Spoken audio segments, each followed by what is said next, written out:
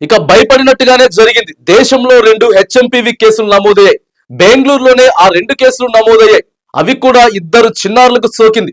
HMPV virus 8 నెలలు ఉన్నటువంటి ఒక చిన్నారికి మరియు 3 నెలలు ఉన్నటువంటి మరొక చిన్నారిలో హెచ్ఎంపీవీ గుర్తించారు డాక్టర్లు.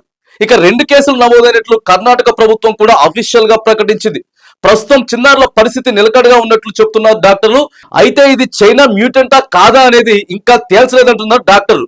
ఇవి సాధారణ హెచ్ఎంపీవీ వైరసేనా అని భావిస్తున్నామని అధికారులు తెలిపారు. అయితే ఇందులో ఆసక్తికరమైనటువంటి విషయం ఏంటంటే ఆ చిన్నారులకు ఎలాంటి ట్రావెల్ హిస్టరీ లేదు. అంటే ఎలాంటి అంతర్జాతీయ ప్రయాణాలు వాళ్ళ తల్లిదండ్రులు చేయలేదు. మరి ఇది ఎలా వచ్చిందని పరిశోధిస్తున్నారు. అయితే ఇది సాధారణ హెచ్ఎంపీవీ వైరసేనా అని భావిస్తున్నాం. చైనా మ్యూటెంట్ అవునా కాదా అనేది ఇంకా తేల్చలేదని చెప్తున్నారు డాక్టర్లు.